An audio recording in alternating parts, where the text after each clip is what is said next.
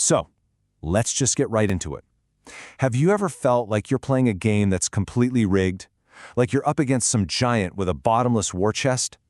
Well, today, we're cracking open the playbook for the underdog. We're talking about how to win, even when you're seriously outgunned. I mean, it's the classic question, right?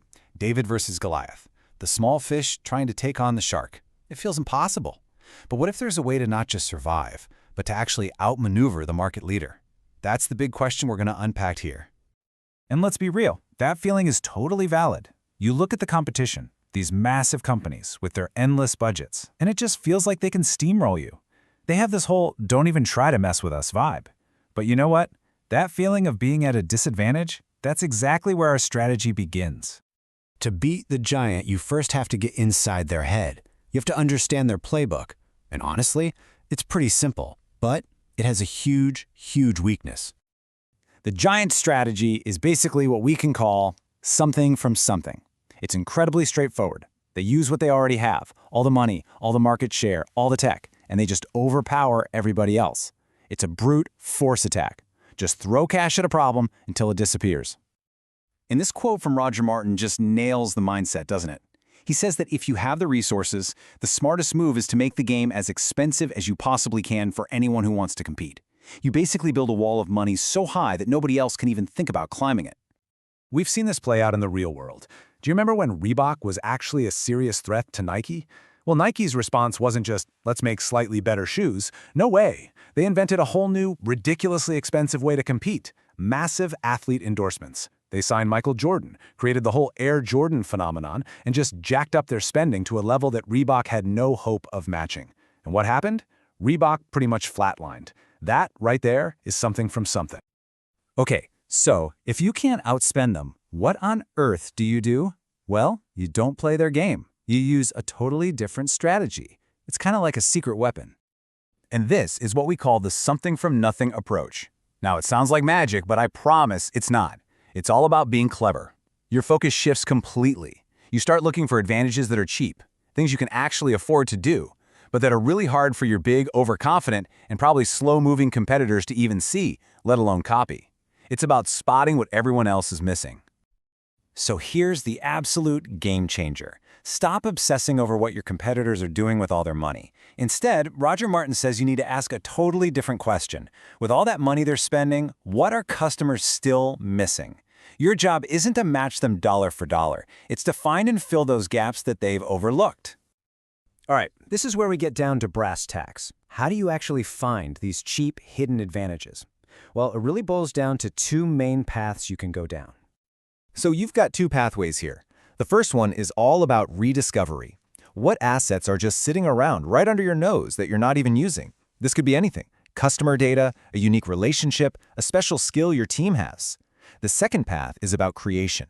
What valuable new skills can you build from scratch that don't actually cost a fortune? This quote from George Stock is just so powerful. And get this, he wrote it nearly 40 years ago. Time itself is a secret weapon. Just being faster, being more responsive, and delivering value quicker is a massive advantage, especially when you're up against a big, slow, bureaucratic company. And the best part?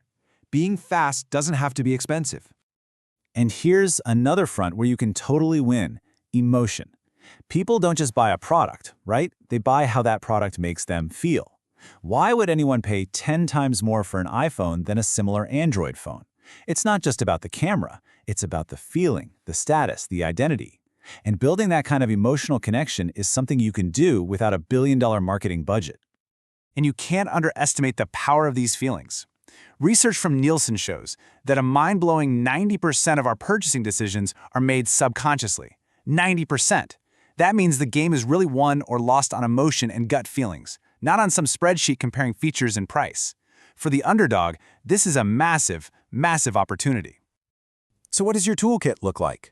Well, it's packed with these so-called cheap but incredibly powerful abilities. Things like paying super close attention to the details, responding to customers almost instantly, being more creative because you're not stuck in some stale corporate box. The key here is to focus on genuine insight and making a real connection, not just chasing whatever hype everyone else is on about. Okay, so this all brings us to the ultimate advantage, which is completely intangible. It's not about what you have, it's about how you see the world. It's about choosing to look where the giants aren't even bothering to glance. I think we all feel this, right? The world is just changing faster and faster. Tech, culture, markets, everything is constantly shifting. And yeah, it can feel kind of overwhelming. But for an underdog, all this chaos is actually an opportunity. Because the changes we're dealing with, they're hitting us from all sides. It's not just one thing, it's everything. And it's not just happening in one little corner of the world. It's happening everywhere. And it's all happening all at once. This constant state of flux really favors the nimble, the quick, the adaptable. Your ability to see what's really going on and pivot fast is a resource that costs you absolutely nothing. And it's a skill that those huge, slow organizations, they just can't match it. So if there's one thing to take away, it's this powerful idea right here. The giants, they're staring straight ahead. They're focused on that expensive, obvious path. Their size is actually their biggest blind spot. Your advantage is in looking at the edges, in the gaps, and all the places they've already written off. So I guess the question to leave you with is this. What is everyone else in your world looking at, and where can you start looking instead?